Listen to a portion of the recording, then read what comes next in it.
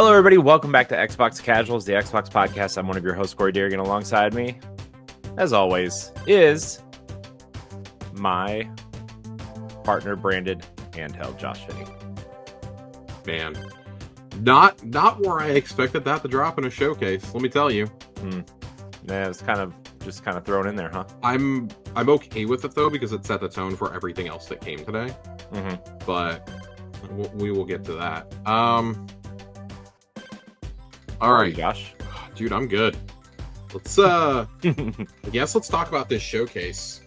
We'll do some overall thoughts, kind of fly through the run of it, and talk a little bit more about the first party stuff. Do a bit of SGF at the very end, or lack thereof. Yeah, overall thoughts, man. Let's just jump right into it. Overall thoughts. If you had to rate this on a scale of 1 to 10, where would it fall for you? I mean, it was like a 7, 7.5, 7. Okay. I mean, it the presentation itself wasn't bad. It just was like lacking in like the big surprises, right? Or things that we didn't like. I think we expected a lot of this stuff, and the things that we weren't expecting aren't like the showstoppers, right? Like Grounded 2 or Planet of Lana 2, right? Like those are like not as clear. I mean, no offense to these games, but they're not clearly as big as like a Gears E-Day or something, right? Like definitely, you know, it was good. It was fine. Nothing super surprising here for me though. I think that's what keeps the score down for sure. I thought the pace of the presentation was good. I thought, sure, you know, I mean, their presentations are always top-notch produced, if not overly produced all the time. So, I mean, nothing really wrong there. It just, you know, felt, I don't know. I don't really have anything negative to say about it. I just don't have anything really positive to say about it, except for like, it was fine. I've got some positives. I mean, not like maybe positive is the wrong word. Like, there weren't a lot of surprises for me. Sure, I definitely agree with that. I go a little bit higher than you. After I sat on this a bit, I bumped from being a 7 to being about an 8 because the stuff I saw that I liked, I really liked. But when I stacked it up against the last couple of summer showcases that we've gotten from Xbox, it was really hard for me to go any higher. And now I want to preface that by saying people are not you necessarily, people are upset that we didn't get more AAA. And I understand that frustration because I have a little bit of that myself. I don't understand where Fable, Perfect Dark, Gears E-Day, I don't understand where these 3 specific games are. State of Decay 3, I would also put in there. We've had these games teased for years. We've seen Fable at 3 straight summer showcases, I believe. And I don't mind something taking a year off, but when these games have been in development for as long as they have, all 3 of these have been in development since at least 2020. That is the earliest that we saw anything for any of these 3 games was 2020. I know those are CG teasers, but we know for a fact that both Fable and Perfect Dark were in development before COVID started. Phil was he was pictured playing Perfect Dark in January 2020. Now, of course, that was before like 2 reboots, but still, in that regard, I'm frustrated. I can excuse OD not being there. Kojima's finishing up Death Stranding. Whatever. It's probably going to be at TGA's when they show it anyways. Blade, okay, I kind of get Blade not being there. We don't know how long it's been in full production. The rumor is probably about 2.5 years at this point. They're probably almost ready to show something, but maybe not yet. I think what made this another gut punch and why I feel people are getting upset is a 1-2 punch that happens at the very end of this showcase. Phil Spencer talking goes, hey, 25th anniversary of Xbox is next year. And I'm excited to tell you that next year you will be enjoying new installments in in beloved franchises, including Fable, Gears of War E-Day, Forza, which we're all taking to mean Horizon 6. There's no way this is another mainline Forza. Right, because the one now is meant to be the live service. Sure, and also like Horizon 5 by that point will be almost 5 years old. It'll be 5 years old next fall. We've long said we think that Horizon 6 will be a launch game for whatever the next home console is. You'd be insane not to do that. And they said, and a game that's been with us since day one. Obviously, it's the Halo CE remake, even if they're not ready to explicitly say it. I actually think that will get revealed at Worlds this year, just like they announced the restructuring of Halo Studios last year. At Worlds, I think there's a strong chance that's when you see it. And then the other punch of this is, because I think we can all accept that. Okay, don't really love that. I think there's an opportunity at especially Gamescom potentially, or for another developer direct in November. We've long said they're gonna have to start doing more than just a developer direct and a summer showcase. They gotta start doing something in the fall. They have too much shit now. We are potentially looking at 7 AAAs next year, but I'll get to that in a second. You start out, you get this teaser for a world premiere game, and this teaser was awesome. I was so invested in this. I thought this looked really dope. I was talking with our friend Ray Apollo while this was airing, and both of us were like, man, is this a game from Remedy? That was our first thought. Is this a new Remedy game? Is this Control 2? Is this maybe another game picking up the threads of Quantum Break? Yeah, and then I started thinking. I saw the staircase, right? Yeah, and then I saw like the glass doors, and I thought, oh, is this Project Mara? Like that crossed my mind for a second. That thought also with like the hyper realism. And then, you know, the 9 Inch Nails starts playing, and I'm like, okay, this is kind of giving Inception vibes. I would not have been shocked to have seen a Ninja Theory logo at that stage. And then when they say the line about Menendez, it was like both of us went, fuck. And it's Black Ops 7. I want to be really clear. I am super invested in where this campaign goes based off that teaser. I loved the Black Ops 6 campaign.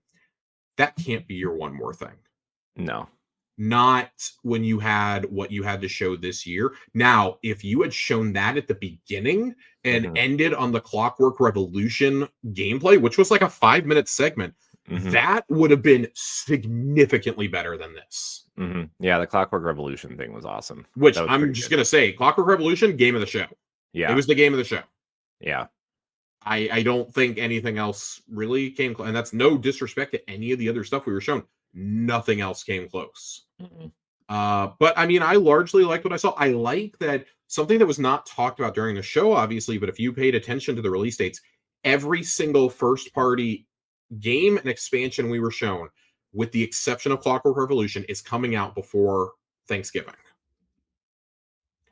That is awesome. They have a banger lineup the rest of the year. They need to figure out that they are allowed to release games outside of the last 2 weeks of October. Because, I mean, you are facing a scenario where in a 3.5 week span, you will have Keeper, you will have Outer Worlds 2, you will have Ninja Gaiden 4, and Call of Duty all dropping. Yeah, but I think that's going to line up with the handheld that we'll talk about in a little bit, right? Oh, like, I'm sure.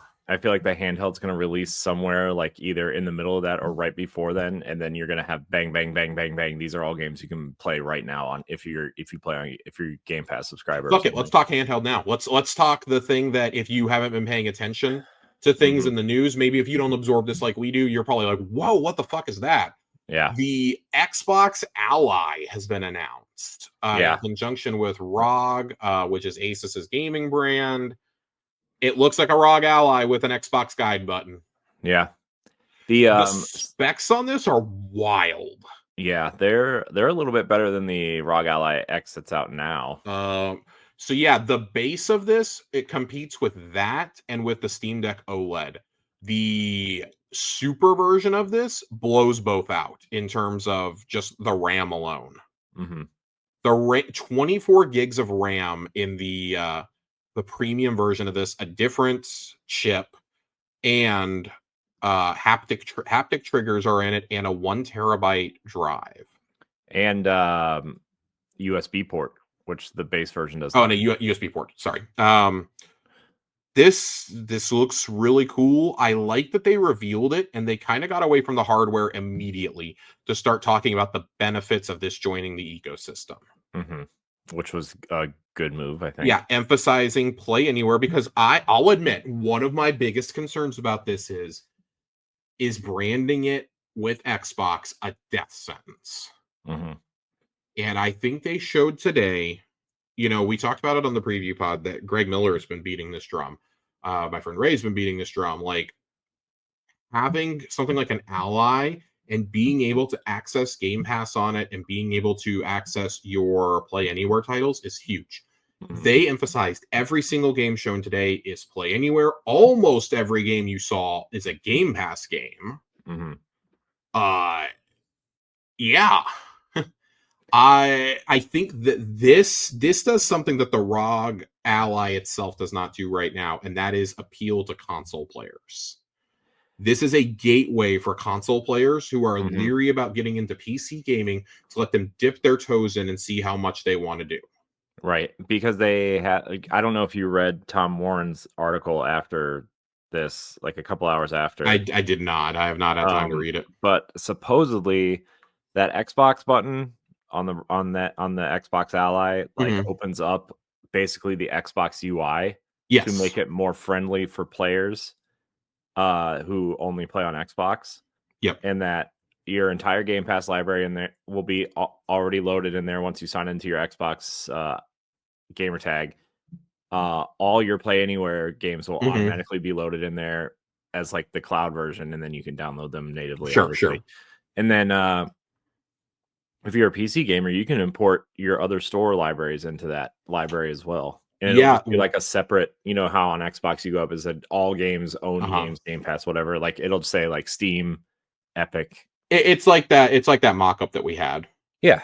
The notable thing for me was, so during the show, they announced Steam. That's the big one, right? Nothing else really matters. But Steam, GOG, and Ubisoft Connect will all be part of this. We did see them running Twitch and Discord on there. I think also two very important apps to have on any gaming handheld right now.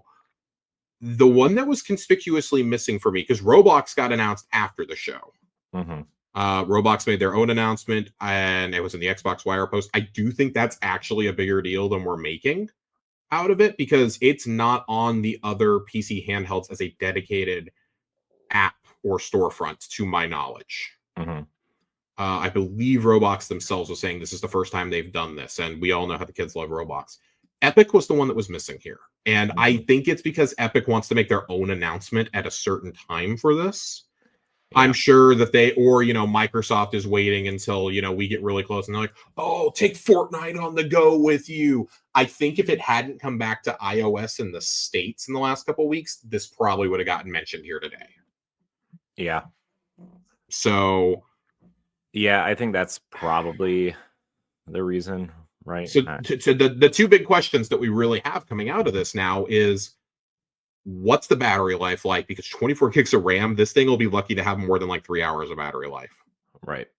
And what's the price going to be for both? Because here's the Series X 2 terabyte costs you $720 right now before tax. Right. I don't know how this handheld at its base is any less than $700.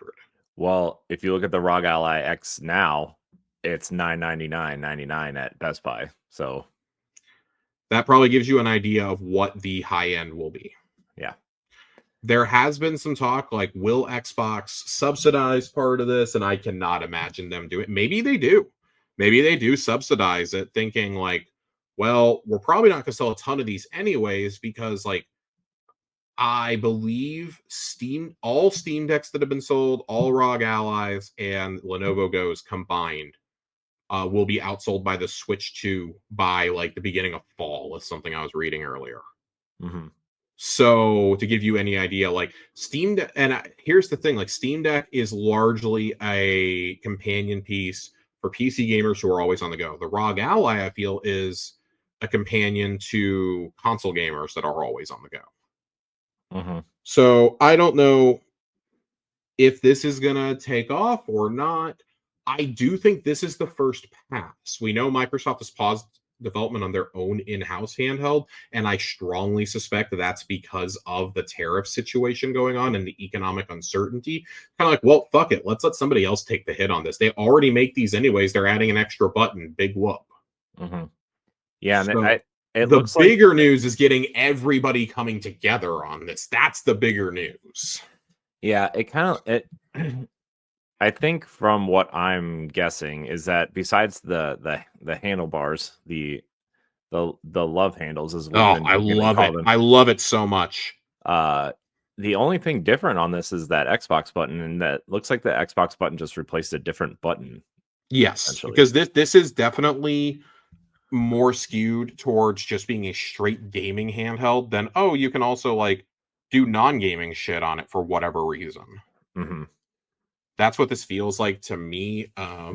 This also goes hand in hand with some updates that are being made to Xbox PC, which that's what they're calling Mm-hmm. PC Windows gaming now is Xbox PC. I think Mm-hmm. that's just great. Xbox PC, Xbox Cloud, and Xbox.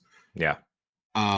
They are making some updates on that, and apparently where like you will be able to soft boot into your PC into Xbox only mode and not have to do everything else. Like only gaming related applications will be accessible. Mm-hmm. So you don't have to go through all the Windows shit and like your pop-ups Which 15 times. which is great for someone like me who doesn't want to have to deal with anything like that. Sure. For the technologically impaired of us, also, I think it will be a really useful tool. Josh called me technologically impaired, everybody. I definitely was not calling Corey technologically impaired. I was more referring to myself.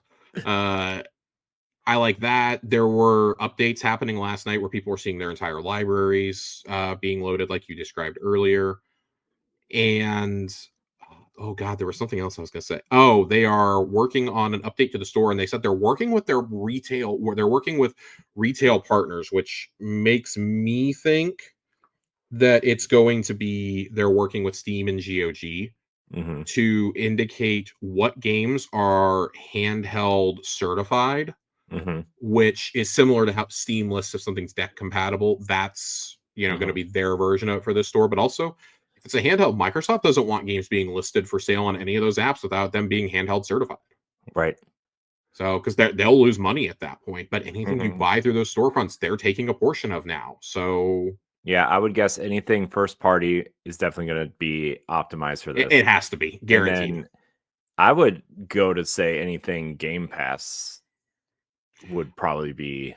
That was something, as far as I know, last year they were pushing for that. They've also pushed for the last 24 months or so that anything that comes to Game Pass needs to be a Play Anywhere title. Mm-hmm. And I think it was in preparation for this. Mm-hmm. The other unsung winner in this is, I think, the Switch 2. Yeah. Because with so many games now targeting handheld performance, granted, the Switch 2 is not nearly as powerful as this thing, but It's also like a third of the price, probably. it's definitely at least half the price. Yeah.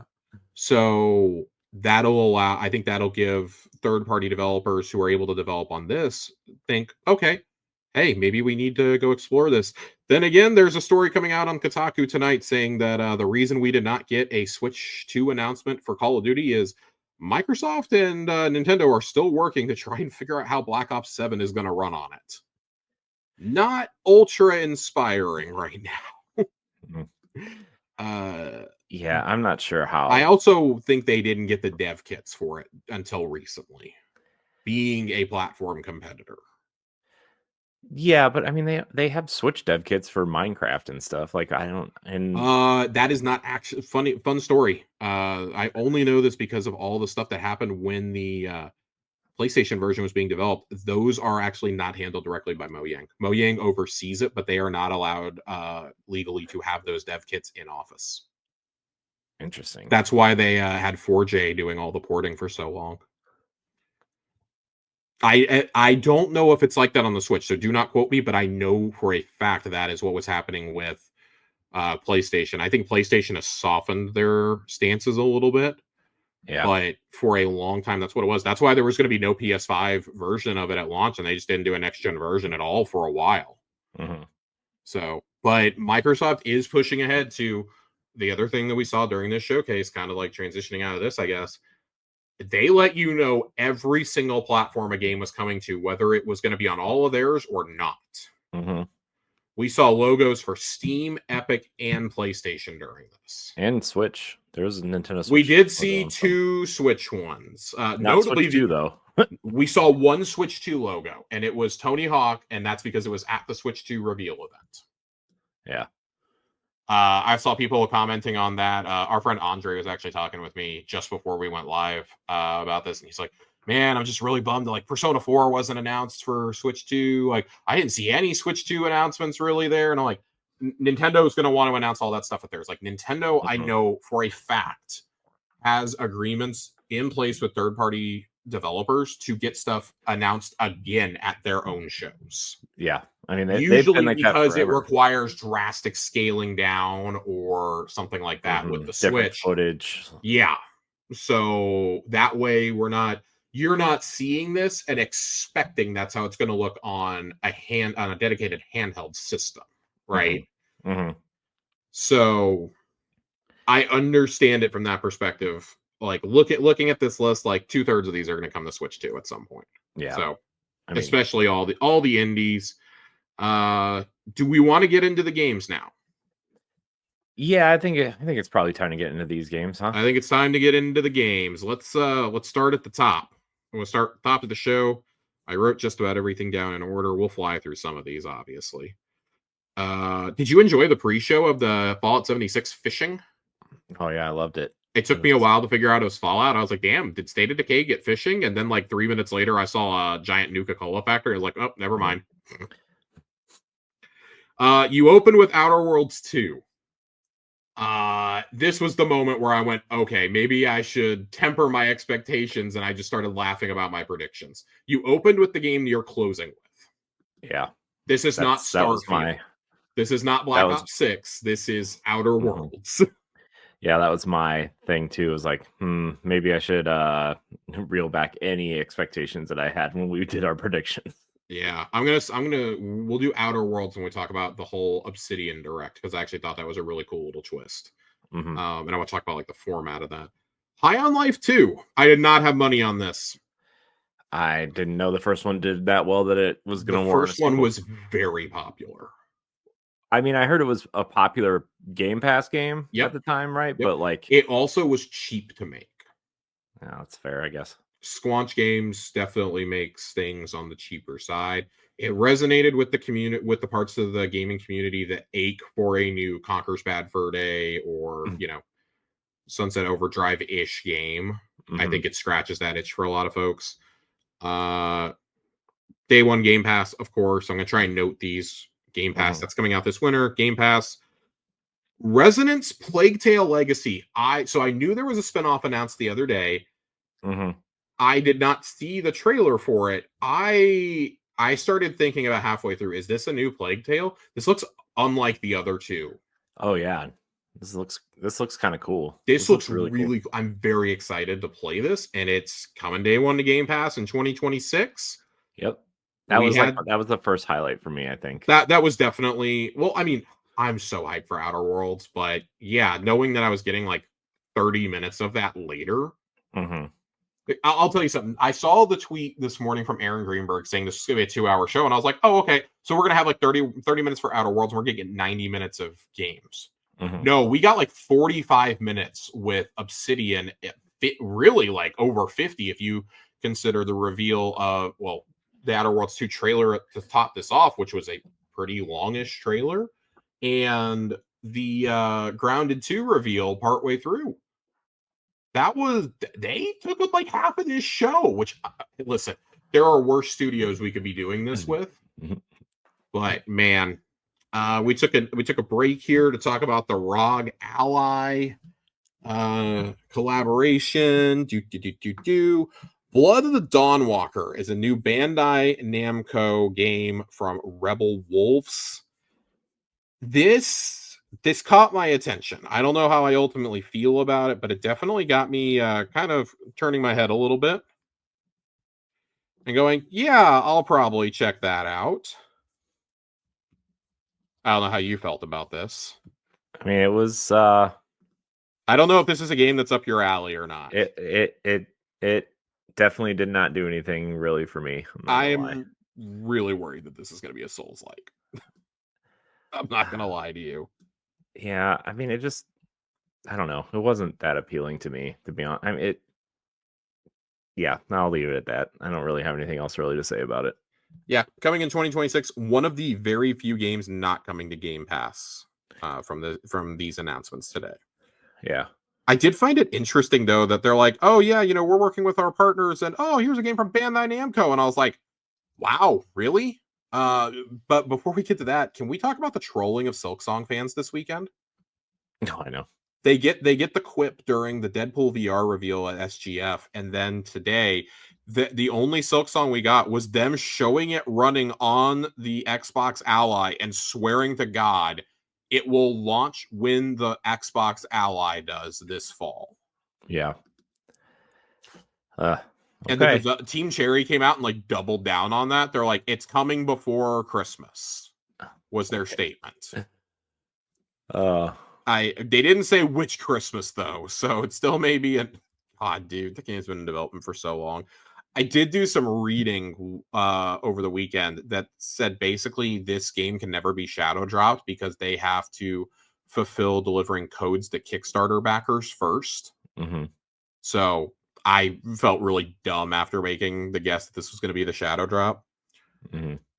This next one, though, should be super familiar to anyone who enjoyed brutally hard games back on the 360.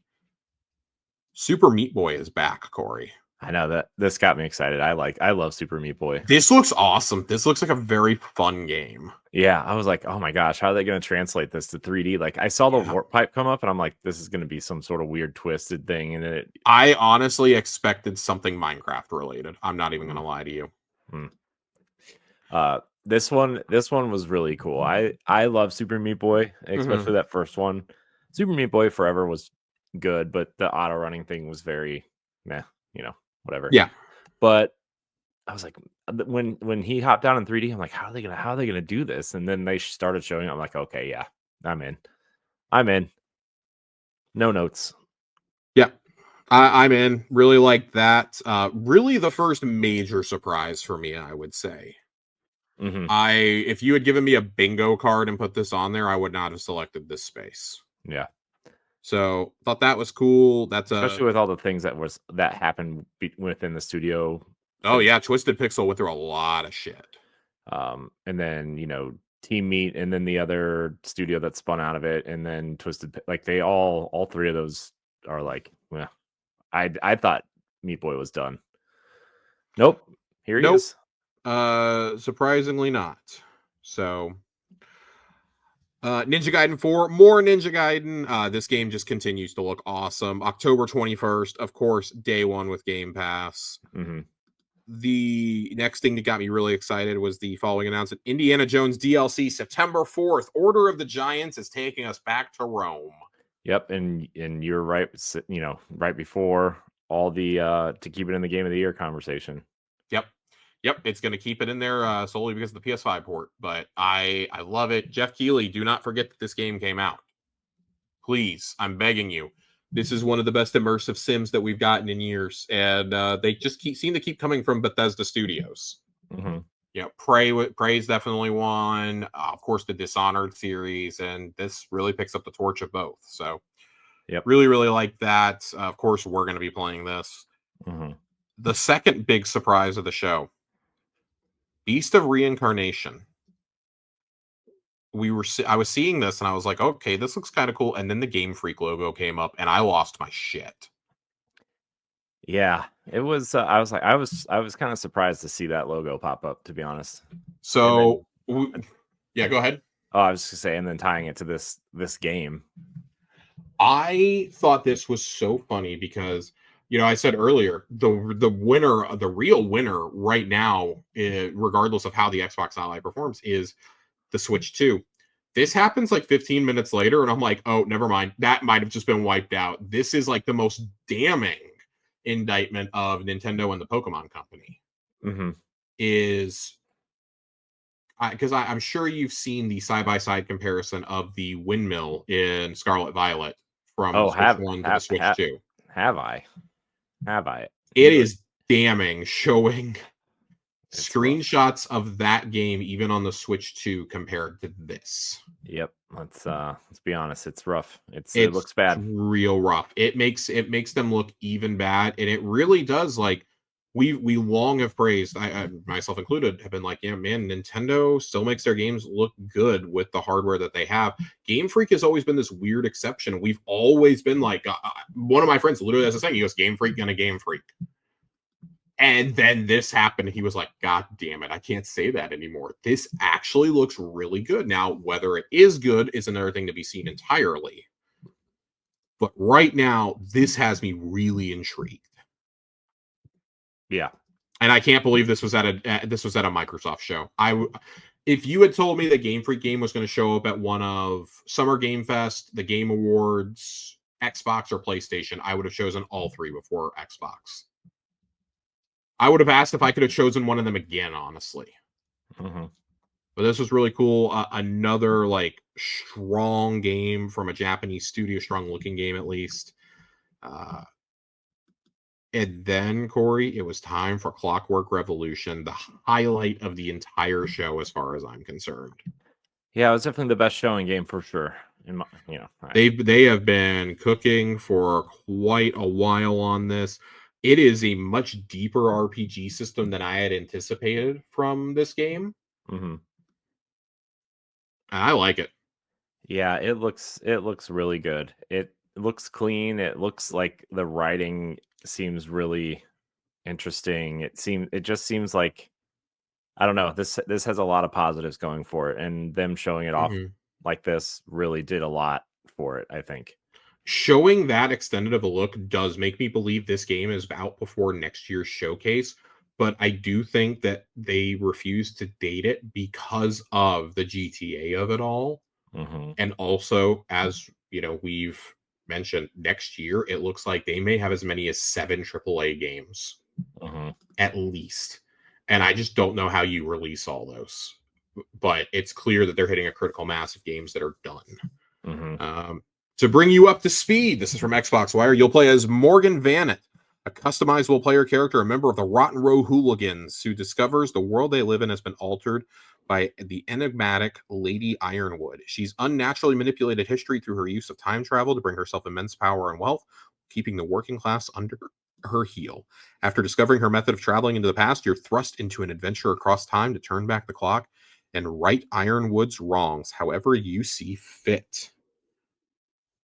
I really, really thought this was cool. There's a great interview on Xbox Wire with Brian Fargo, who is the studio director, Chad Moore, who's the game director, and Jason Anderson, the principal game designer.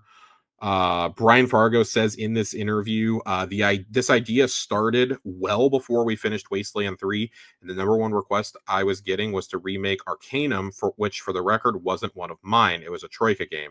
That didn't seem to stop people from asking. I already loved the game, but that started to point me in this direction. This is a rich genre with so much room to play around in, and steampunk hasn't been represented in RPGs often.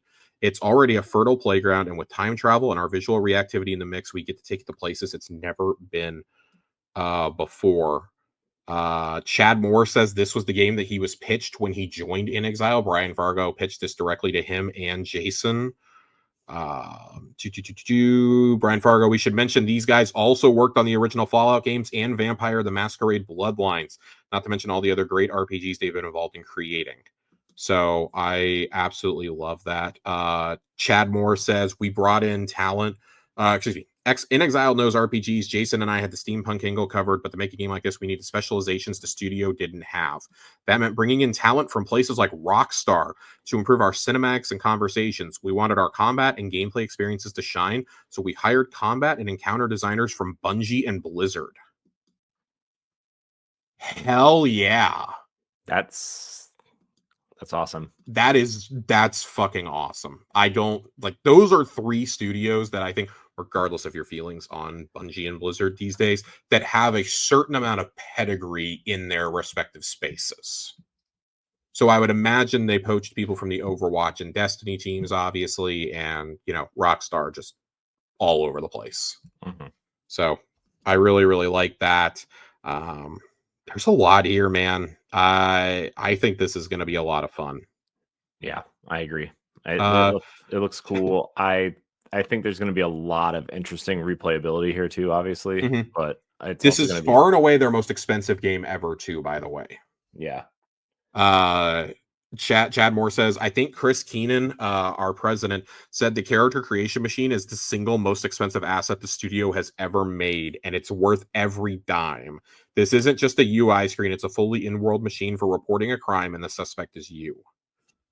It's just, man, so fucking cool. I loved how deep of a dive this was, which just continues to make me wonder why this wasn't the final game. I really think this needed to be. And I would have liked to have heard some of this stuff said out loud during the stream too. Yeah. Specifically in regards to recruiting certain talent. I know they probably don't want to call out certain studios and whatnot and be like, hey, we poached your talent. But that paragraph has done more to get people excited today than I think it was intended to. Because again, we the pedigree. When it comes to Bungie's FPS mechanics, they're legendary for a reason. Yeah. Going all the way back to Halo 1. So yeah. All right, moving right on along. Where did I put that window? We went straight into Grounded 2. We talked about the year of Obsidian. 3 games, man. They're giving Insomniac a run for their money right now. 2 AAA experiences and Grounded 2. Which probably means we're not seeing Obsidian anymore after Outer Worlds 2, with the exception of, obviously, Grounded 2 being in early access, until next generation. Mm-hmm. And I would bet any amount of money in the world that they are going to take over Fallout. Now they have a completely clean slate. And this also does lead us to wonder, what is Josh Sawyer doing over there? Yeah. Because Grounded 2 comes out, gets announced. Explore Brook Hollow Park, which is a massive new setting and story with mysteries to discover. Tame, ride, and fight alongside bugs such as ants and spiders, each with unique abilities that change the way you play. You can ride these bad boys. They will do combat with you. They will carry materials back to your base for you.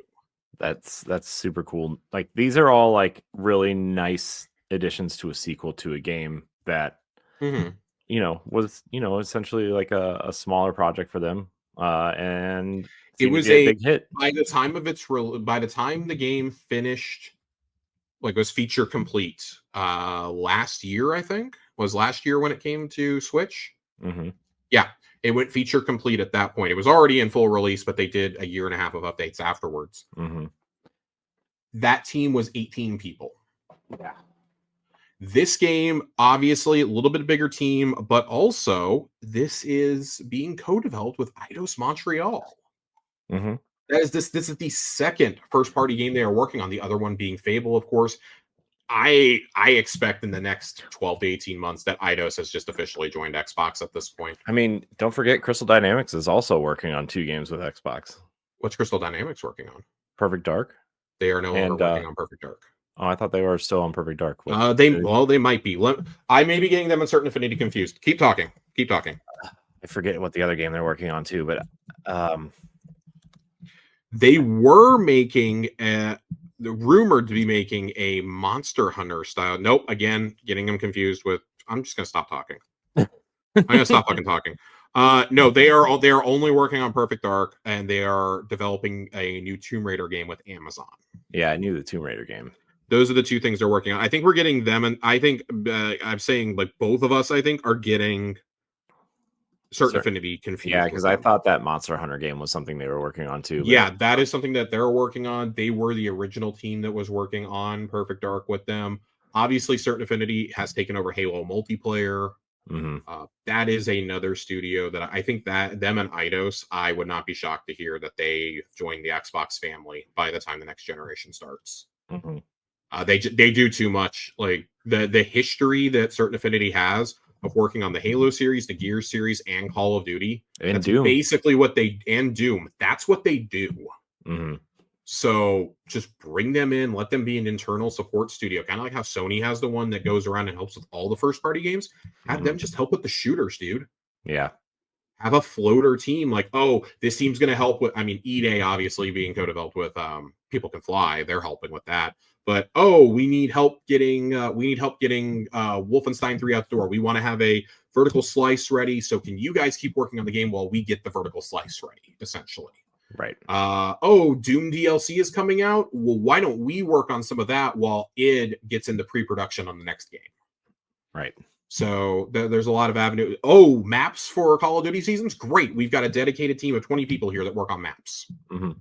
Obviously, I think you need more than that, but that's just an example. Yeah, I mean, they could always do like, I mean, if you could have multiple teams working on maps, right? I mean, that's not sure, which they almost certainly will. Yeah. Just with Halo, with them taking over the full Halo multiplayer, I expect that to be a big focus for them. And then the team that's working on, the team that was working on Perfect Dark, I don't know what they're doing anymore. So it remains to be seen if that Monster Hunter game will ever come out too. We got our typical ESO trailer. ESO still kicking, and man, people still play it. Yeah, something like 26 million players. For like half a second, I was like, "Man, Josh was right." Elder Scrolls 6, and then like I also thought it very briefly, and I was getting so excited, and then I was like, "God damn it!" Well, when the character knelt down, right, and I was like, "This clearly Elder Scrolls Online," because I don't want to say it's an ugly game, but it's clearly not. It was a game that came out in 2014, yes, and went into production in like 2010. It's ugly.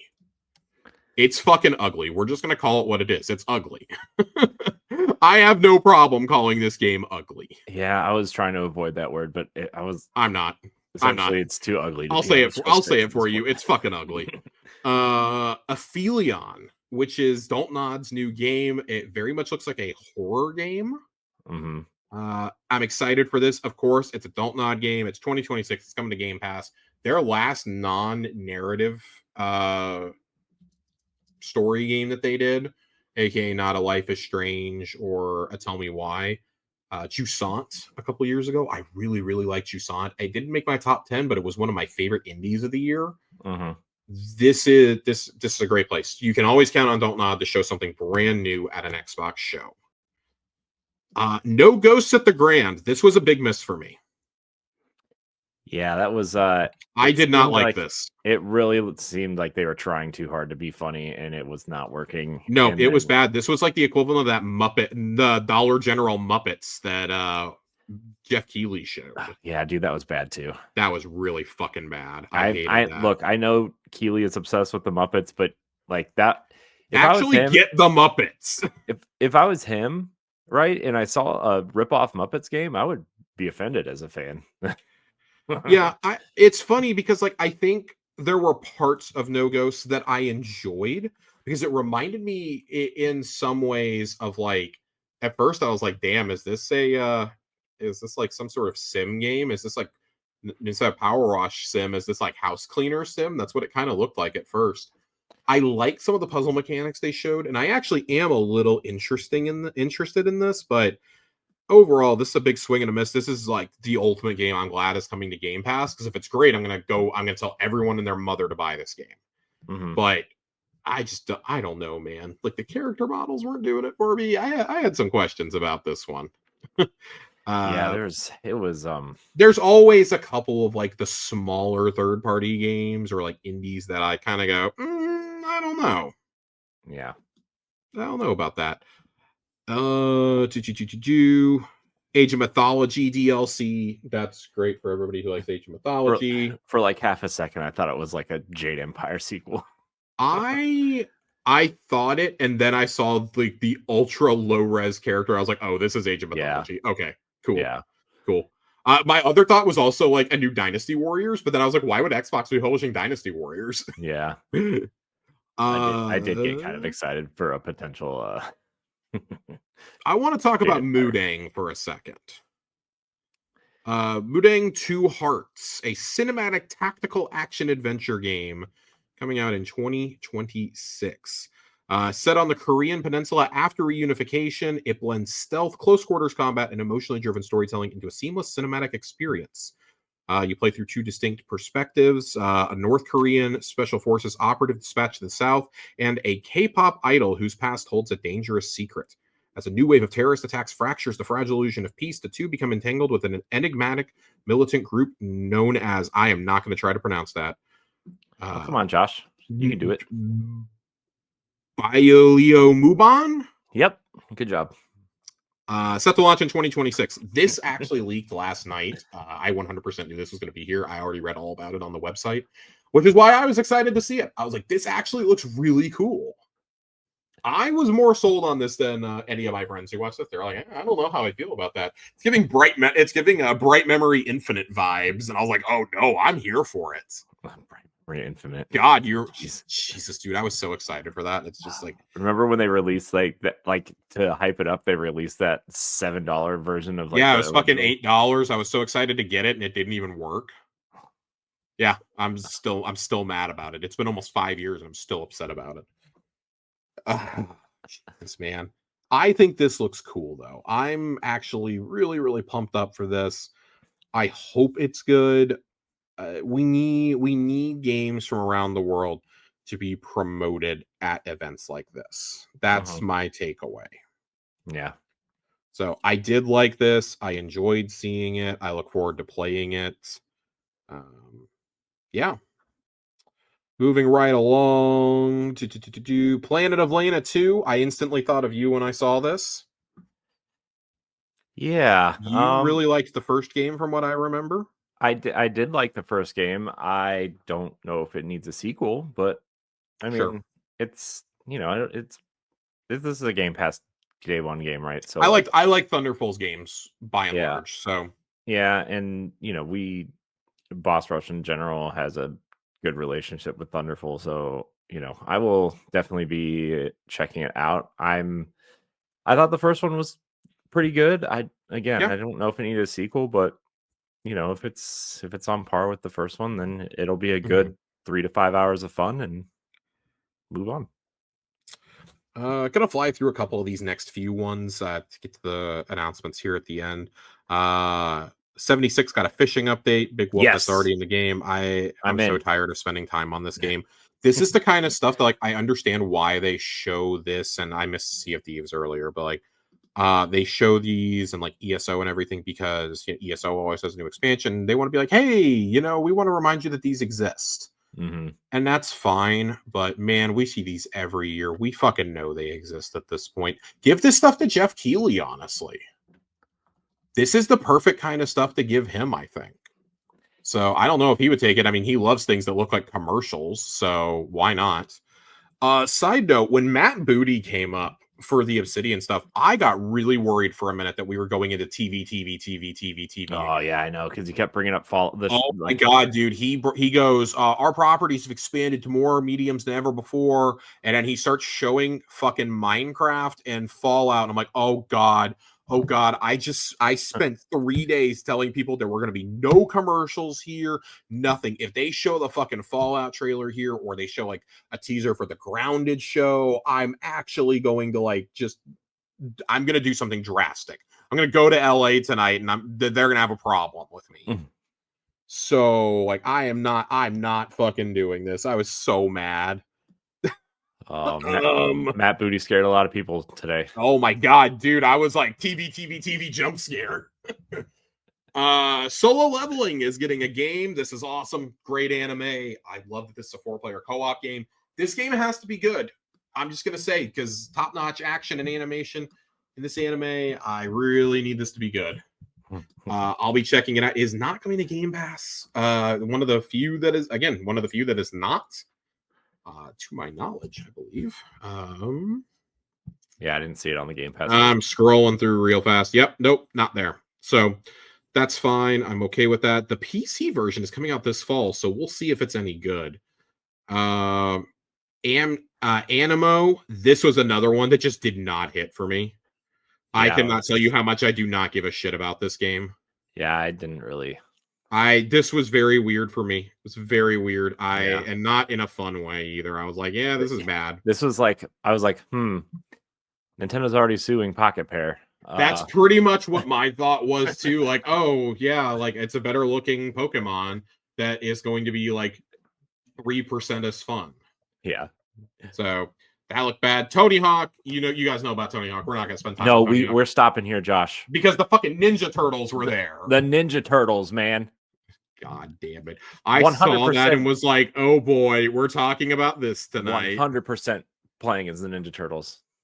You know what, Josh? Fuck Doom Guy. We got the Ninja Turtles. Okay. Whoa, whoa, whoa, whoa, whoa, whoa, whoa, whoa, buddy. We're not fucking the Ninja Turtles or the Doom Guy. Fuck you. Fuck you. You got me all tongue tied. No, we love Doom Guy. I do like that there is a free demo available for this today. That was really cool with the Foundry, of course. Of course. Why? What else would you launch? Foundry. Well, Foundry is different than Warehouse, but Foundry and College are here, and these maps look awesome. I did play a little bit earlier this afternoon. This looks so good, and to me, the controls play a little bit better than the 1-2 remake because this is the Tony Hawk I vividly remember. Yeah, Tony Hawk 3, first game. Besides Luigi's Mansion, I bought for the GameCube, and I did not put it down. It was the first third-party game that I bought. I distinctly remember going to Best Buy and buying it like 3 days after Christmas with Christmas money. Yep, so, I bought the Jet Orange controller and Tony Hawk 3, and I was like, I'm good to go. Yeah, the soundtrack is pretty wild for this too. It's a blend of new and old, including some artists that I really, really love. Vince Staples, Run DMC, Denzel Curry, Motorhead. You have to have Ace of Spades in here. That's what we all associate with number 3. Alice in Chains, CKY, Run the Jewels is here. Schoolboy Q, Kendrick Lamar. Man, this Iron Maiden is here. Iron Maiden totally doesn't fit with anything else I just said. Lupe Fiasco is here. Yeah, this is going to be just so much fun. I love this whole thing.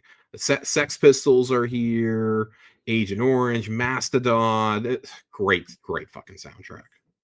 Great fucking soundtrack. Big fan. Yep, I'm ready for it. I'm ready. Of course, if you pre-order the deluxe edition, you get the Doomslayer skater and you'll get a Revenant skater as well. Doomslayer, if you pre-order today, is available in the demo right now, but only if you pre-order. There's going to be 5 skate decks. There's going to be in-game music, which I assume is from Dark Ages and not the Mick Gordon music, which makes me less excited. There is a hoverboard coming. So does Activision own that music, or does Mick Gordon own that music? I believe Activision does. So I'm reading. I should read before I fucking talk. Headbang to a selection of classic and modern tracks added to the in-game soundtrack from the Doom franchise. So I assume there will be Mick Gordon music. Yeah. So, yeah, I thought this was very cool. This demo is not available on the Switch in any capacity. Yeah. It's not available on Switch or Switch 2. So, interpret that however you want to, friends. Means the Switch 2 version is not ready and will probably get delayed. Most likely. The other indie that really caught my eye here. New game from the Spiritfarer team, At Fate's End. This just looks absolutely gorgeous. This team does not miss. Spiritfarer is one of the all-time classic Game Pass games. It's on Game Pass Core for a reason. Just awesome. I love that art style. I'm pretty happy about this one. From Thunder Lotus. That's the studio I was trying to think of. Thunder Lotus. So I think just about everyone who's played that game has liked it. They are also making 33 Immortals, for the record, which I've also really been enjoying. I need to play it when another update comes out. From here on out, man, I think it was oops all bangers from here to the end, because we got the Gears remaster. It looks beautiful in action. We've seen a couple of the stills. This looks gorgeous. I can't wait to play that. Are you playing the multiplayer beta next weekend? Yeah. No, well, I'll be out of town. So I don't know. You won't, I will. I mean, I might. I mean, I'll be home, so maybe, but well, shoot, I won't be. I think it's up for 2 weekends. Yeah, it is. It's up for the weekend after as well. I'll probably play the following weekend. I love Gears 1, man. First game I ever got all 1,000 achievement points in. Gears 1 is so good. Ray's response was just like, oh, I guess we're playing through the series again, question mark. Like, I don't know if I've got the whole series in me, but I definitely will play this one, because this one has aged very poorly. So I'm excited to play this. I also did not try playing the Ultimate Edition though when I was playing them years ago. So the Ultimate Edition was pretty good. It was pretty good. It was and this is just a prettier version of that, honestly. Yeah. But I didn't finish it, and like it was like right after Gears 5 came out, and I had played 4 right before 5 came out. And then right after 5 I played this, and I was kind of geared out at that point. I played everything en route to Hivebusters is what I did. Yeah. Hivebusters was good too. All right. I'm ready for this next one because, man, it was the most goddamn here's your fucking game teaser that I've seen outside of the Switch 2 console announcement back in like January. Yeah. Persona 4. We saw Yu Narukami running down the street, and that was about it. Shut up already. They had to put out a statement after this saying, we're taking our time working on it because this was undated. There was no year for this. I assume it's next spring. It's a very easy guess. It leads me to believe that we are going to get a Persona 6 announcement right around the time that we get the date for this, because they said we just need a little bit more time. We promise we are working on the future. It has led to some rampant speculation amongst Persona superfans, and several of which who know about the workings of Atlus, that this potentially could be the final game that P Studio makes in that Persona 3, 4, 5 evolution. That 6 may be a totally new type of combat, which we kind of saw Metaphor go towards a little bit, but they also probably want to have their own distinct take on it now that the director of 3, 4, and 5 has moved on to go do Metaphor with Studio Zero. So I'm interested in this. Of course, at the day one Game Pass, guys, I'm so excited. I was like, nothing else matters. This is great, because let me tell you something. The game that followed this sucks. I don't give a shit about Invincible. This 3v3 Invincible fighter getting like a 2.5-minute trailer did nothing for me. I was very upset by this. Yeah, I know I said oops all bangers and I forgot about this. For me it was like, well, another TV show adaptation getting a fighting game. Shocking. I mean, like, I get it. It's superheroes. It's just, man, it feels really bad that this is the fighter we got when the State of Play had Tekken Fighting Souls, the new Marvel game, the Mortal Kombat collection, and Street Fighter. And this is what we got. This feels bad. I would have rather had no fighting game. I'm going to be completely honest with you. We're getting towards the end. I want to make sure I'm not... we got a new trailer for Chronos. I didn't write it down. We did get a new trailer for Chronos at some point. Cool. I hope it's good. Funny enough, that's the one game I didn't write down on here. I hope it's good. It's Bloober Team, so it could either be really good or really bad. It's going to be something. But Corey, our final couple of games. No pun intended. It finally happened. Final Fantasy VII Remake is officially coming this fall. Remake Integrate is coming this fall to Xbox. And then we did get a shadow drop today, albeit not in Game Pass. Final Fantasy 16 is available today on the platform. Complete edition. So that means DLC edition. There too. Very excited. Very excited. If I had not already platinumed it on PS5, I would consider doing it here. I will be playing it on Xbox. There are parts of this game that are a gigantic pain in the ass that I have no desire to go back to. Yeah, that's fair. So mainly the optional hunts. I'm good. I'm good. I played the demo. I loved it, and then I never went back to it. This was one of my runners up for Game of the Year that year. So yeah. Like, it was like this and Jedi Survivor were like my two favorite games that year. Yeah. So that, of course, that's awesome. Cody Christian himself, the voice of Cloud himself, was tweeting about this today, saying, as someone who grew up playing Xbox, this is just an incredible feeling moment. Because I mean, like, listen, people have been asking for these games for forever on Xbox, and Square just had to finally do it. Yep. It does make me wonder what they're saving for TGS, because I suspect we're not done seeing Square announcements. And then kind of the final announcement we got here before, the Black Ops 7 of it all. Double Fine's new game, finally revealed, Keeper. This is Double Fine as all hell. Yeah, I was like, You man, are a walking lighthouse, and I love it. I was like, man, this is sure as hell is Double Fine. They weren't kidding when they said, hey, we're gonna let these studios kind of make whatever they want. Yeah, check this out. Keeper is a story told without words. It's a third-person atmospheric adventure set in a post-human world after our time in the sun has long since passed. We open an island where, in the shadow of a distant mountain peak, there stands a relic from a long lost time. Its purpose in this world has long since been forgotten. We instantly recognize it as a lighthouse. After eons of lying dormant, it suddenly moves. It shudders, shakes, tumbles to the ground, its ancient masonry cracking apart. But then something even stranger occurs. Its broken pieces of rubble reassemble, and it stands up once more on newly formed legs. This game looks really, really cool. I like this. I really think that this is cool. Your partner is a bird. The Yeah. creative lead behind Keeper is Lee Petty, who joined Double Fine as the art director for Brutal Legend and worked on Broken Age and Psychonauts 2. He's been the creative lead on numerous projects, including Stacking, Headlander, and Rad. From solving puzzles by assuming different personalities to randomly developing new mutant superpowers as you charge the wasteland. Stacking, Headlander, and Rad are all games which had an easily describable gameplay hook defined from the very start of production, which is a simple elevator pitch at its heart. I want to read a little bit about the history of this. Lee was keen to start from a place that could not be so simply categorized by its genre, defined by its mechanics, or summarized by its setting. Instead, he wanted to explore the blurring of genres and create room for something more atmospheric, a space for the player to really live inside and take in the vibes.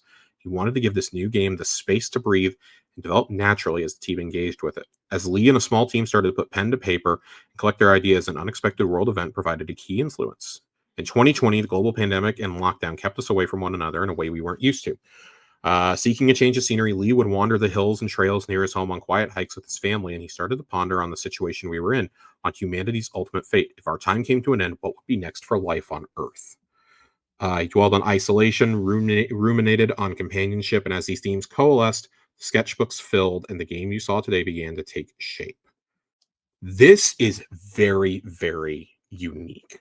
This is the kind of game, when we talked all those years ago about Microsoft acquiring those studios, and we said, they were acquiring Double Fine and Ninja Theory, Compulsion, and inXile, like those are smaller studios that make these more artistic, and Obsidian to a large extent too. I mean, think of Pentiment. Pentiment and Grounded, like these are projects that these studios probably cannot fund on their own, but with a $1 trillion corporation backing them, it's like, you guys make what you want to. We've got other franchises that are going to bring the money in to fund these, like Call of Duty and Halo and Forza and Gears and Fable and things like that. Like, you guys keep making these smaller experiences. Like Microsoft has said they want smaller games that can be developed in shorter amounts of time. And it's really ironic they said that and then closed down Tango in the same sentence. But this really gives me that vibe of back in 2022, the only 3 games we got were the retail release of Grounded, As Dusk Falls, and Pentiment. All very unique, small experiences, but without an anchor. You're now going to release this game in a month that has Ninja Gaiden 4, that has Outer Worlds 2, and will have Call of Duty at the end of it, or at the beginning of the next month. That is the start of a great run from 4 fantastic studios: Double Fine, Platinum Games / Koei Tecmo, and Team Ninja. I mean, whatever, that's like 3 studios in one. Obsidian and Treyarch. That's a pretty strong lineup right there. I would probably try to move this game if, say, Marathon gets delayed out of September. I would look at moving this to the end of September. Just to get it out of the way. We have so many third parties that we don't know about their stuff yet. So I would try to move this, but I'm also kind of on the thought that you are of, hey, the Xbox Ally is available today, and boom, boom, boom. I personally think they're trying to line it up with the day Outer Worlds 2 releases. Because if Silksong is really coming the same day, you don't want that releasing the same day as Double Fine's game. It will get steamrolled. Yeah. Especially on Game Pass. But that would let you have 5 bangers in 3 weeks on Game Pass. Yeah. So why not go for it? I mean, I think Silksong would be a good complement if you're gonna release it at the same time as one of those, right? Like I think you need to release it during like the week of Ninja Gaiden almost or something, just to kind of complement it. They are. So this is coming out on the 17th, and Ninja Gaiden comes out 4 days later. Yeah. So this is also a game that I think they're very keenly aware that each of these games appeals to a different audience. Yeah. Call of Duty obviously is the most all-encompassing. It makes sense that it's presumably coming last. Keeper, on the other hand, is the smallest audience. I think they're kind of growing in audiences as you go along with those 4. Mm-hmm. So I think this is gonna be awesome. It should be noted, this game is not confirmed for anything other than Xbox official platforms, and I think Steam. Yes. Yeah. Series X and S, Xbox PC, Xbox Cloud, Steam, and Game Pass. VGC was erroneously reporting earlier that it was on PS5. They retracted it. Do I think it'll come to PS5 eventually? Sure. But I think similar to Avowed and South of Midnight, they want to hold some of these for like a year or 2. Yeah. Some of these smaller, more artsy experiences. Like they really want to sell you on, hey, the Ally X is a great place to play these games on the go. This is a game that I look forward to playing handheld. Yeah. The more I look, like I have the ROG Ally, the Xbox Ally page open, and the more I look at it, like, and just thinking about a handheld Xbox, how much I've been wanting that forever. Just, I don't know, man. I kind of want it. Yeah, I really want it. I'm very excited. I think there's just some awesome things happening. All right, and that's gonna kind of do it for the Xbox show. Outer Worlds has an awesome long direct that was beautifully done with Ben Schwartz from Parks and Rec and Sonic.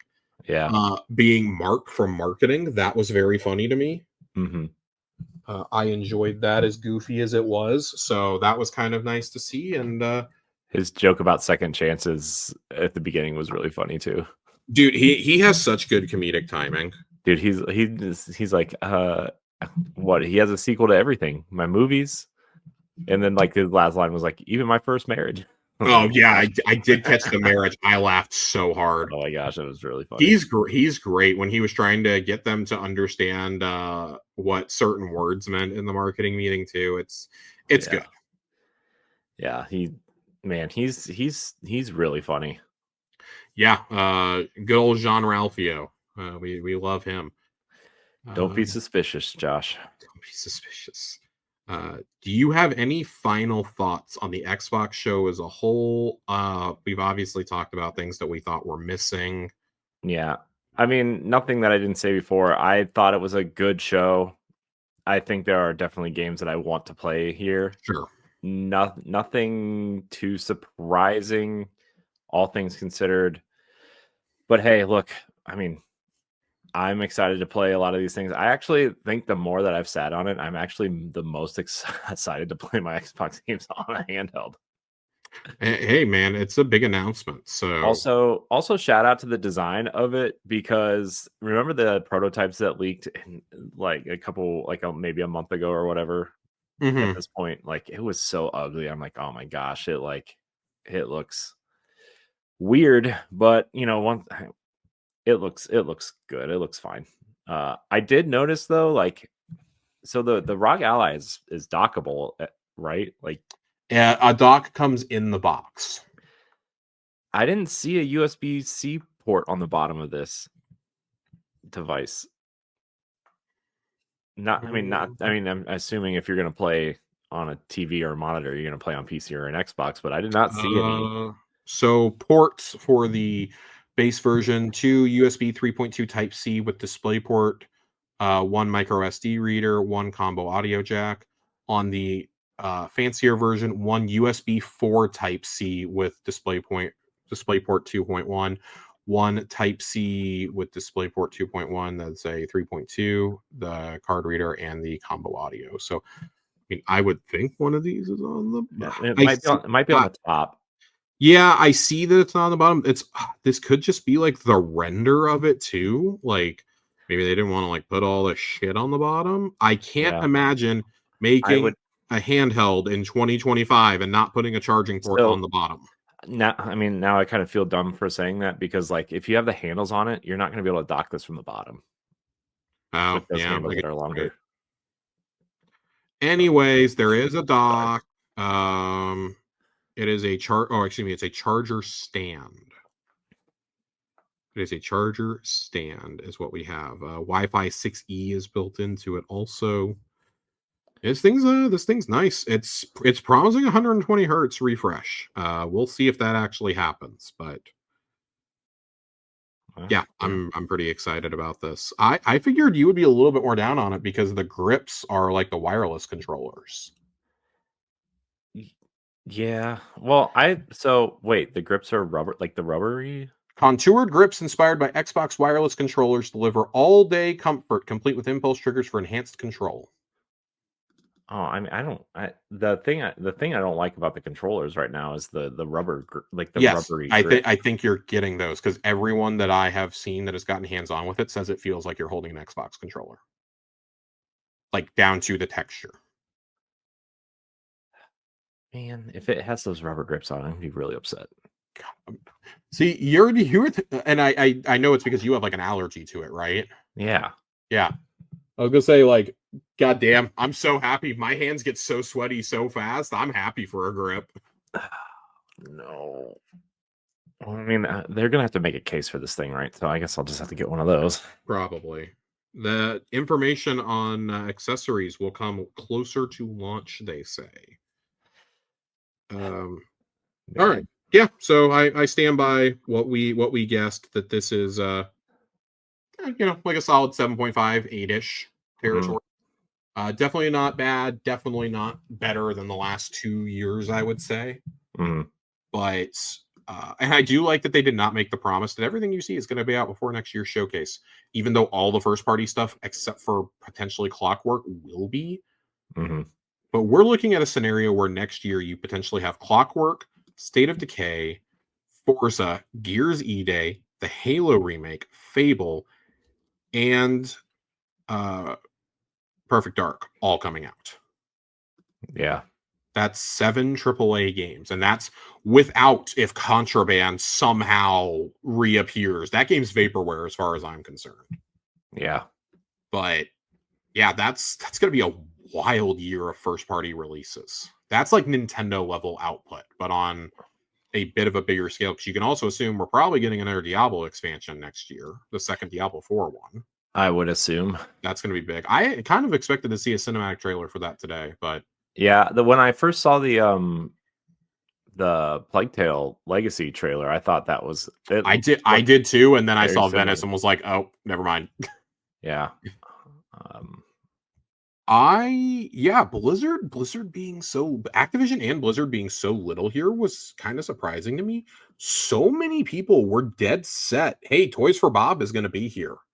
I thought they were definitely going to be there. I thought they were definitely going to be there too, and they were not. One final tweet I want to call attention to. Andy Robinson tweeted out late last night. The new leadership at Rare is giving the best hopes for a Banjo-Kazooie revival. I forgot that Rare had gone through some changes. Yeah. In their leadership, that Craig Duncan is now the head of Xbox games and services for first party. Yeah. Reporting directly to Matt Booty.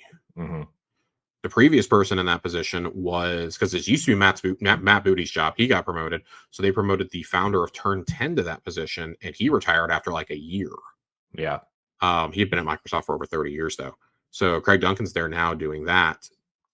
And the heads of studio are the guys who saved Sea of Thieves. So that's giving me hope. I believe that they were brought in, or the original director of Sea of Thieves, excuse me, is one of the studio heads. The other one who was working on Sea of Thieves, who led a lot of the like year 2 and beyond changes, I believe has taken over Everwild. Don't quote me on that, but I believe that's what's happened on that game. Yeah. So, all right. Before we get out of here, a couple things to touch on from Summer Game Fest, because this was a very busy week.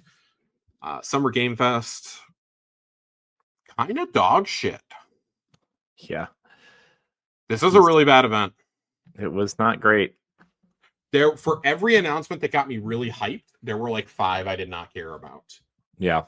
They drew out Resident Evil 9 so long. I actually don't know what's worse, ending a show on Resident Evil 9 after advertising a sale and like saying that the game was like still a ways off from being announced, or ending on Black Ops 7 after saying you had a world premiere for an annualized franchise. I don't know which one is worse. That's going to have literally an event in like a month or so. Yeah, that's going to have its own event. But yeah, you had the Scott Pilgrim game. That looked really cool. Yeah, Mina the Hollower finally got dated too. Mina the Hollower finally got dated. I think I was the only person in my chat who remotely cared. Yacht Club Games, friend of show. The one for me that was the big one was Project Century from RGG officially getting labeled as a I forget what it was called. Jesus Christ. I just completely blanked out. I'm trying to pull up an article because I can't remember. The Eliza P shadow drop was really cool too. Yeah, that was pretty good. I appreciated that. The other one that really stood out, Onimusha was there. Onimusha looked good. The big announcement I did not expect. Project Shaolin, the Wu-Tang Clan game, is real. So funny, dude. Also, no longer published by Xbox. Shocking. Joe Staten did confirm that at one point it was. He confirmed that on Twitter, and then he had to delete that tweet and just say how excited he was to pre-order it. I assume that the deal was never officially worked out before he was pulled to go work on Halo Infinite. That would be my assumption.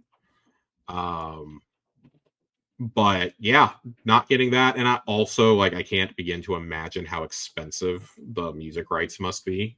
And then wanting to write new music for it and everything else. I'm sure. So, Hitman is getting a Mads Mikkelsen mission as Lashif in a Casino Royale inspired mission. Yeah. This is cool. I have it installed just so I can play it, get my cosmetic, and delete the game. Yeah.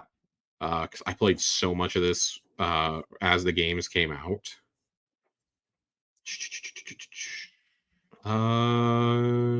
We got Death Stranding 2.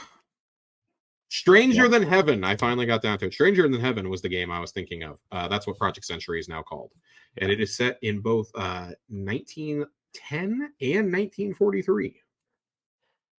So I'm very interested to see how this plays out. This is their first new property in years and years and years. And I'm still convinced it's going to tie into Yakuza somehow. Yeah, I mean, don't a lot of people think that that's kind of what it is, like a Yakuza prequel? Kind of, yeah, which I'd kind of be disappointed if it came back around to that. I think this just looks so good and so unique. Yeah. Plus, like, I think there is so much Yakuza going around already. They need to keep this separate. I mean, they have no problems pumping those games out, so. Yeah. Are you excited for not 1, but 2 games set in the Atomic Heart universe? No. Not even a little bit. Not even a little bit. I'm glad it was there and not at the Xbox show. I'm just going to say that. Yeah. Same with Dying Light. Glad that was there. Splitgate, very glad that was there and not here. Yeah. I have not seen a studio torch its good standing with the gaming community so fast as Splitgate's developers did on Friday. Yeah. That was and then they just kept making it worse by doubling down and continuing to criticize their peers in the space. They directly went after someone who is an artist at Infinity Ward and Sledgehammer. And I was just like, this ain't it, guys. This ain't it. What are we doing here? This ain't it. So yeah, I felt really bad. Not for, that game. I feel bad for the people working on it because, a handful of people have just torched it for them. Yeah. It's rough. It's not great. Yeah. So, I don't know. It's unfortunate, but kind of not that, like, I don't know, Jeff Keighley's great about vetting security or people or anything getting to the stage, but it kind of surprises me that the way the industry is in terms of political leanings. Like, it's really seems like I'm shocked that was allowed to get through. Even if it was meant to be like I'm a joke shocked, or but something. I think Jeff Keighley just doesn't give a shit because Splitgate 2 was being talked about so much. He wasn't going to tell them no. Yeah, that's fair. But like, I'm sorry, we're in 2025. That shit's not funny. Yeah. It's really, with everything going on, it's also really tone deaf. And then to have to come out and be like, that wasn't intended to be a political statement. Fuck off. Just fuck off. I mean, to be fair, I kind of like, I want to believe that part of it, but also like, you knew what you're going to get when you. He knew what he was going to get. And see, I'd be more willing to believe it if his attitude hadn't been so shit on stage. Yeah. I think it was really shitty to like go after Call of Duty, which, I mean, fine, whatever. We all critique Call of Duty and criticize it. And then to be like, we want a Titanfall 3 and be like, fuck the other FPS games. Like, you know, exactly say fuck, but, you know, fuck the other FPS games was basically the attitude. And this is a guy who is up there introducing a BR game, which is part of the reason you don't have a Titanfall 3. Let's be completely honest. Mm-hmm. We got Apex instead. Has skins that, I kid you not, I'm sure, I think they're being repriced now because of the outrage, have like $150 skins in this game. Mm-hmm. There is a $35 skin to change the color of your portal to all white. Yeah. Do not ever talk to me about how you are making FPS great again when that's your pricing model. I don't care who you are. That is worse than anything Call of Duty has ever pulled in terms of pricing things. I think them and Fortnite price things egregiously, but that is so much worse. It's not even funny. So, one other thing on the subject of pricing before we get out of here. As much as I really liked Outer Worlds 2, I got to hammer this because I've spent a month and a half doing it to Mario Kart World. Why the fuck is this game $80? It is the first $80 game from Microsoft. I'm going to tell you right now, this is not the game to do it with. We all expected Call of Duty to be it. Outer Worlds 2 being 80 is instantly going to kill its sales. I'm not even joking. Especially because like the first one was like kind of small, right? And this is, I mean, not that like you can't expand on a sequel. I am still fine. I would be fine with this being 60 or 70 because that is industry standard. I am not fine with this being $80. Yeah, that's what I mean, right? Like, it's like this is a move. And like a lot of us are going to play this on Game Pass, let's be honest. But the first one, despite being on Game Pass, granted, Game Pass didn't have the subs that it does now, and it wasn't as big on PC either. That was a game that still sold almost 5 million copies worldwide. Mm-hmm. This is not going to do that. Sequels almost always have a dip as it is when it's a narrative sequel. And on top of that, like $80, man. $80 is rough. If you wanted to charge $80 for like the premium edition that gives you the DLCs with it, I'd be okay with that. Mm-hmm. Because that digital premium upgrade is like $20 or $30, I think. Mm-hmm. I'd be fine with that. I'm not okay with $80 for the base game. Like I'm not okay with that for any game. Realistically, I don't care how much value you're giving me. $80, I don't like $80 at all. This is one of those, like, I'm still going to play it because it's on Game Pass, but I think people are going to vote with their wallets here. They're not going to buy it. Yeah. And that really sucks for a studio like Obsidian that deserves people to buy their games, and they're just not going to. Yeah, and I something tells me that this was not their decision to make it $80 either. Which no, kind of makes it. And listen, we've seen it before. This can be walked back. Mm-hmm. This can be walked back. It's probably not going to be, but it can be walked back. We should note that. Mm-hmm. They have caved the peer pressure plenty before. They had so many good PR wins, and then that comes out like an hour after the showcase and just completely soured me. Mm-hmm. Like, it's coming out while I'm watching the direct, and I am like, oh my god, you got to be kidding me. Yeah, it was quite the choice. Yeah. So, all right, man. I think that's gonna do it for us for this episode. Yeah. Overall, good showcase, I think. Yeah. It's not everything has to be a 10 out of 10 banger. Yeah. I mean, but like I still think ultimately it was a bit light, and that is an okay critique. Yeah, I mean that would be my critique. It was Sure. these showcases have been.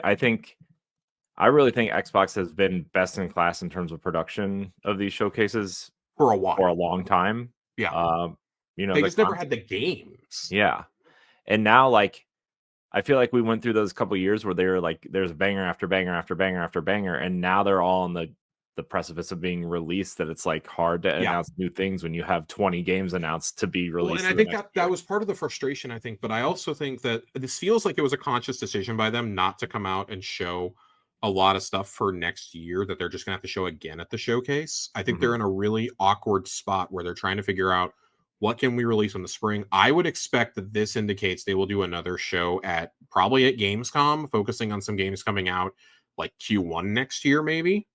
Maybe they expand the partner show that they traditionally do in the fall to be more of a state of play. I think that would be a good move. Yeah, Like you look at last year. Last year, I think last year is the best show they've ever done. You yeah, had Black Ops 6, Doom the Dark Ages, State of Decay 3, Veilguard, Starfield Shattered Space, Claire Obscure, South of Midnight, Snake Eater, Age of Mythology Retold, Perfect Dark, Diablo 4 Vessel of Hatred, Fable, Flight Sim, Indiana Jones and the Great Circle, Life is Strange Double Exposure, Stalker 2, Assassin's Creed Shadows, Avowed, Atomfall, E-Day, Mixtape. Some of those were CG trailers, but holy shit. mhm, How? Like that such a better show overall, I think. mhm. And it's like not even by like some huge insane metric. I just think overall it was a more solid overall it's a more solid show and that's fine. But I mean like you look back at even previous years and it's like god damn, like they really leaned in on smaller titles and first party this year, which I think was needed on both fronts. Yep, I look at major third party games that they're not publishing on this list and it's like Persona 4 and the Final Fantasy ports. yep, Everything else is from a smaller team or it may be underneath a bigger publisher, like something like I'm completely losing my train of thought now. Like not Chronos, like Aphelion, which is a Don't Nod game, and mhm, the one from Bandai Namco, Blood of Dawnwalker, the Blood of yeah, Dawnwalker. That's what I'm trying to think of. That's another one that like okay yeah that's underneath Bandai Namco, but hey it's coming straight to Xbox, and it's important to have studios like that there. The emphasis that has been on games made outside of North America I think is very important. mhm, That's something Xbox has been trying to do for a few years now. Going mhm. back, Claire Obscure, Dungeons of Hinterberg was one that we really loved. Obviously, Cyberpunk, Metaphor, all the Atlas games that we've gotten. Nutsugami a couple years ago was a big one. Yeah, Like a Dragon, Infinite Wealth was a big one. yeah. I mean, So they're really trying hard, right? I mean, to make they, that they really visible are. on their platform. And it feels like they learned after the Redfall and Starfield debacles. Mhm. It feels like they really learned after that, and just overall, like, yeah, Yeah, it's largely been really good. Like the last two shows were absolute bangers. I would even say 2022, 2022 and 2021 were also bangers. This is, this is kind of on par with how I, in retrospect, view 21 and 22. mhm, Lots of smaller games, even the first party stuff, a little bit smaller than we would normally expect in terms of actual gameplay. But mhm. what else are you going to do?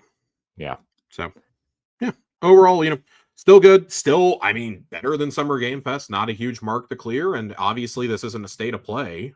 yeah, Um, so yeah. No, it was great.